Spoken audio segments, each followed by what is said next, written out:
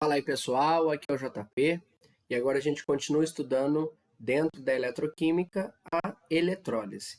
Bom, já vimos aí os conceitos básicos de eletrólise e vimos o primeiro tipo, que é a chamada eletrólise ígnea. Agora a gente vai detalhar a eletrólise aquosa, que é um pouquinho mais elaborada aí para a gente compreender. Então vamos lá, vamos seguir a partir desse ponto. A eletrólise aquosa vai ocorrer de que forma? Eu vou ter uma disputa iônica entre a água e o eletrólito que eu vou estar usando para saber quem que vai sofrer essa reação de oxirredução. Tá? Então, lembrando que, enquanto na eletrólise ígnea a gente pega um composto já iônico e faz a fusão dele, e aí depois eu passo a corrente elétrica, aqui a gente pega uma solução aquosa desse eletrólito. Então, eu vou pegar esse composto que pode ser iônico ou molecular, desde que seja ionizável, tipo um ácido, e misturo ele com água. E aí eu vou ter esses íons que vão entrar em competição com a água para saber quem que oxida, quem que reduz. Então vamos lá.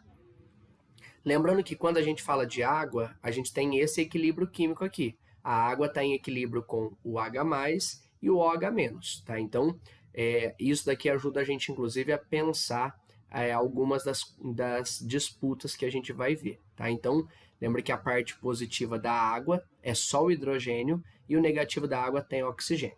Ok?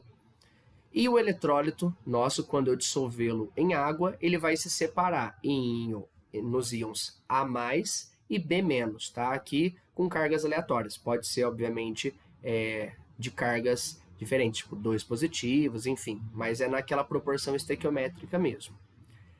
E uma coisa que a gente vai precisar saber, como a água vai participar da reação, né? Ela vai poder participar em alguns casos, a gente tem que saber o que acontece quando eu faço redução da água e oxidação da água. Então, na redução da água, ela vai receber 2 elétrons. Por quê?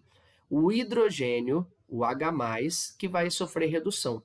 Porque aí eu vou formar H2 e o que vai sobrar? 2OH-. Tá? Então, essa daqui é a reação de redução da água. Tem que guardá-la porque ela acaba sendo útil em alguns exercícios. E a oxidação da água. Quem oxida na água é o oxigênio. Consequentemente, eu vou ter a formação de O2. E aí aqui a gente forma 4H+, e 4 elétrons são perdidos para acontecer essa oxidação. Tá? Então, uma vez que você guarde redução da água e oxidação da água, a gente consegue aí fazer as disputas. Então vamos lá. Primeira disputa que a gente vai ter que analisar, disputa dos cátions. Então, os cátions que vão estar competindo com a água para ver quem que vai querer sofrer reação química. Então, temos aqui a sequência, né, essa tendência de redução. A dica que eu dou para vocês é o seguinte: guarda a água e aí você vai guardar um dos pedaços, não precisa saber a fila inteira. Então, nesse caso, a gente vai guardar de quem que a água consegue vencer nessa disputa de redução.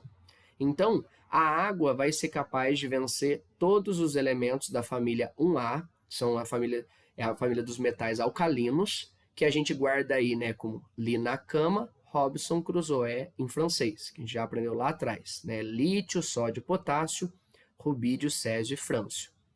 Também a água consegue vencer os elementos da família dos metais alcalino terrosos, família 2A. Bete Magrela casou com o senhor Barão Ratão, ou seja, berílio, magnésio, cálcio, estrôncio, bário e rádio. E além disso, ela também vence o alumínio. Então, se eu tenho que fazer uma disputa entre quem vai reduzir tendo água ou algum desses cátions, a água vence todos esses que foram comentados até agora. De quem que ela perde? Ela vai perder do H+, quando tiver ácidos, tá certo? E lembrando que quando eu vou ter a redução do H+, o H+ vira H2, tá? Então, acaba sendo necessário lembrar disso quando eu tenho um ácido, ok? E quais são esses demais cátions? Todo mundo que não entrou aqui. Então, olha lá, ferro 3+, cobre 2+, e assim por diante, tá? Então, guarde de quem ela vence nesse caso. Disputa dos cátions. Vamos seguir agora para a disputa dos ânions. Então, essa é a sequência de oxidação aqui para os nossos ânions. Novamente, a nossa referência é a água, então guarde de quem que a água vence. A água vai vencer de todos os ânions oxigenados, ou seja, ânions que contenham oxigênio. E também ela vence o fluoreto, o F-. O que seria um ânion oxigenado? Sulfato, nitrato e assim por diante. Agora, ela perde do OH- que veio das bases, e aí o que aconteceria nessa oxidação do OH-? Eu formaria o gás oxigênio, água e estaria perdendo 4 elétrons. Tá? E ela também ela perde de ânions não oxigenados, que não foram mencionados aqui, né? No caso do fluoreto. Então, ela perde do cloreto, do brometo e assim por diante. Então, a nossa referência será sempre a água e comparar com quem, com quem ela compete e de quem ela consegue vencer, tanto nos cátions quanto nos ânions. Beleza? Vamos ver, então, 3 exemplos dentro da eletrólise aquosa para a gente fazer, determinar o que está acontecendo. Vamos lá. Primeiro deles.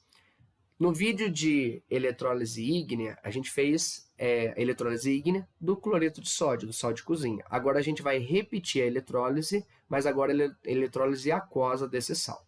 Então vamos lá. Quando eu coloco esse sal em água, temos aí a separação dos íons. Ele já é um composto iônico, ele só se dissociou aqui, Na+, Cl-. Agora a gente faz a seguinte análise. Monte essa tabelinha, ela vai ser muito útil. A gente vai pensar aqui, ó, quem são os candidatos para reduzir? Então, o nosso cátion é Na+, e ele vai competir com a água. Quem que é candidato para oxidar? O ânion cloreto, que vai competir com a água. Desses dois que a gente tem para reduzir, lembra que a água vence todo mundo da família 1A, 2A e alumínio. O sódio da família 1A. Então, não é o sódio que vai reduzir, será a água. Já no caso da oxidação, a água vence ânions oxigenados e mais o fluoreto. Não entra aqui, então a água perde. Quem vai oxidar aqui é o cloreto. Agora a gente faz essas semi-reações de redução e oxidação. Então, vamos lá. Na redução, lembrando do CRAL, né, cátodo reduz, ânodo oxida, então a redução da água ocorre no cátodo, que na eletrólise é o polo negativo.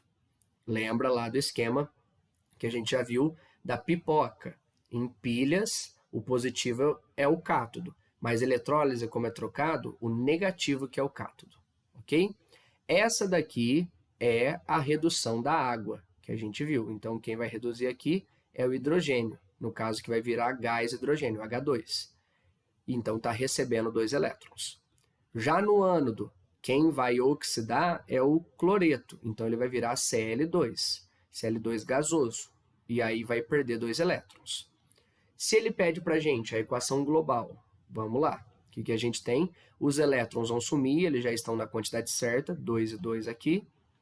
Então, eu tenho 2 do H2O, mais 2 do Na, mais 2 do Cl-, formando 2 do Na, mais 2 OH-, mais H2, mais Cl2. Perceba que aqui nas semi-reações o sódio não apareceu, porque ele não venceu a disputa. Só que ele continua no frasco, né, na nossa cuba eletrolítica. Então, esse íon sódio ele é chamado de íon espectador, ele não participou ativamente da reação, por isso que ele aparece reagente e depois ele volta a aparecer no produto, só para equilibrar as cargas. Agora, a reação mesmo, a gente consegue mostrar por essa global simplificada, em que não aparece esse íon espectador. Perceba que aqui eu estou usando somente o que tem aqui nessa semi-reação do cátodo e nessa do ânodo, ok? Bom, isso vai muito de exercício para exercício. Por exemplo, tem exercício que vai pedir que você mencione ela completinha, porque o sódio não vai desaparecer, tá? Ele continua ali. Por isso que ele, inclusive, vai ser um dos produtos obtidos. Então, a gente pode entender que, como produto obtido dessa reação, da eletrólise aquosa do NaCl, eu obtenho NaOH. Bom, observações que a gente tem desse experimento. Primeiro, A solução residual, ou seja, o que eu obtenho aqui como produto dessa eletrólise, é uma solução básica. Olha aqui, formou OH-. Além disso, eu formei gases, então eu obtenho um gás no cátodo, que é o H2, e um gás no ânodo, que é o Cl2. Cuidado que às vezes ele vai perguntar qual gás do cátodo, qual gás do ânodo, ok? E também a gente pode entender aqui, caso ele indicasse, né, para saber se o meio está ácido ou não, ele poderia, por exemplo, colocar fenolftaleína. Fenolftaleína em meio básico fica rosa. Então, na região do cátodo, onde produziu o OH-, eu observaria que ficaria rosa, por conta aí dessa produção de hidroxilas. Tá certo? Então, ficar muito esperto com essas observações que ele pode pedir que você faça do experimento. Beleza? E aqui ele não deu os valores de DDP, mas caso ele desse, a gente conseguiria calcular e aí saberia qual teria que ser a DDP para fazer essa reação acontecer. Vamos lá. Segundo exemplo agora. Agora ele pegou outro sal, nitrato de prata. Bom, ele é um sal, quando eu coloco em água eu separo íon prata e íon nitrato. Competição. Vamos lá, monta a tabelinha. Então eu tenho a competição da água com o íon prata para ter redução. No caso aqui, quem ganha é a prata.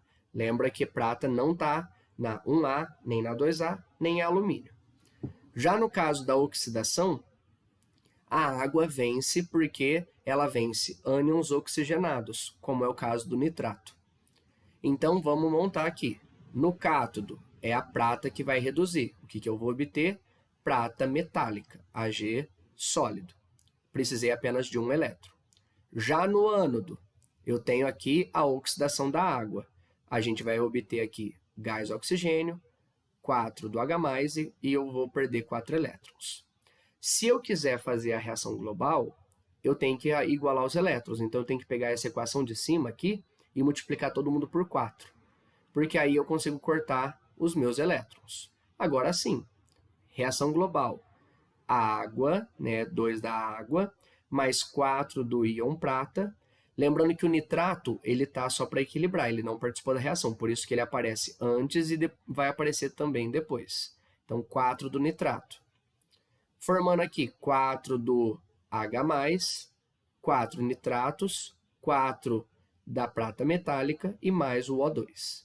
Se eu quiser mostrar essa reação simplificada, sem o íon espectador, temos aqui 2H2O mais 4Ag+, formando 4H+, mais 4Ag, mais O2, ok?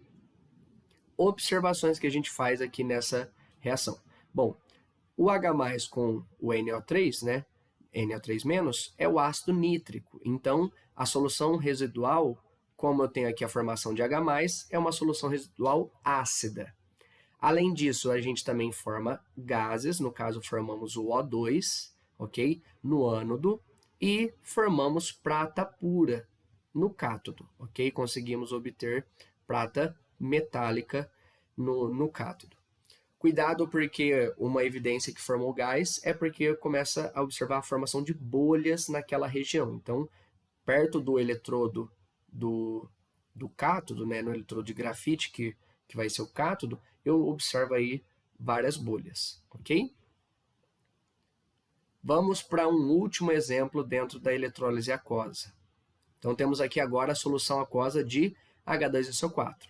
Esse é um composto molecular, só que ele é um composto ionizável, é o ácido sulfúrico. Então, quando eu coloco ele em água, eu tenho a ionização dele, 2H+, mais H2 é mais SO4, 2-.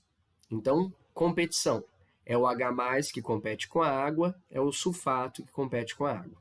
Na redução, o H+ vence, porque a água só vence 1A, 2A e alumínio. Na oxidação, quem vence é a água, porque ela vence ânions oxigenados, como é o caso do sulfato. Além disso, ela também venceria o F-. Então, vamos montar aqui. No cátodo, redução do H+, ele vira H2. Preciso de 2 elétrons para isso. Já no ânodo, oxidação da água, vou formar O2, 4H+, e perder 4 elétrons. Para eu conseguir fazer a equação global, o que a gente tem que fazer? Multiplicar todo mundo aqui por 2, essa de cima. Quando eu fizer isso, eu consigo cortar os elétrons. E aí, na hora de montar a equação global, perceba que eu tenho aqui as duas águas, aqui 4H+, mas são os mesmos 4H+, que eu vou formar. Então, eu estou consumindo e formando, eu inclusive consigo cortá-los, ok? O sulfato, que é o íon espectador, está aqui. Então, perceba que eu coloquei aqui em amarelo, igualzinho no reagente, igualzinho no produto, não precisaria aparecer. O que de fato está aparecendo? 2 do H2 e mais o O2. Então, a reação simplificada, global simplificada, seria essa. A água formando aqui gás hidrogênio e gás oxigênio. Tá certo? Quais observações que a gente tem aqui? Muito cuidado, porque você pode pensar assim, nessa reação, H+ aqui no início e no final não está aparecendo nada. Só que temos um problema. A solução residual também é ácida. E, aliás, ela é mais concentrada e ainda mais ácida do que a solução original. Por quê? Por mais que o tanto de H+ não mude, lembrando aqui, pensando que o H+ é o nosso soluto, a água, que é o nosso solvente, está sendo consumido, então eu estou tirando água. Consequentemente, se eu diminuo o solvente, mas eu mantenho o mesmo tanto de soluto, a solução fica mais concentrada, por isso que ela continua sendo ácida, ok? E além disso, a gente tem aqui liberação de gases. Eu consigo obter H2, que é um gás inflamável no cátodo, e O2, que é um gás que sustenta uma queima no ânodo. Okay? Então, obtemos gases diferentes em cada eletrodo. Ok? Como que eu observaria isso? Se eu coletasse esses dois gases, eu observaria que, e quando eu aproximasse o H2 de uma chama, esse gás hidrogênio, eu observaria pequenos estalos, porque é uma reação inflamável, que libera bastante energia. Já o O2, eu observaria que a chama ficaria mais intensa. Então, porque ele acaba sustentando essa chama. Então, eu consigo fazer essa diferenciação desses dois gases. Beleza? A gente fecha aqui mais uma parte dentro da eletrólise aquosa. Seguimos aí logo mais com outras partes ainda falando de eletrólise. Essa parte aí muito importante da eletroquímica. Tchau, tchau.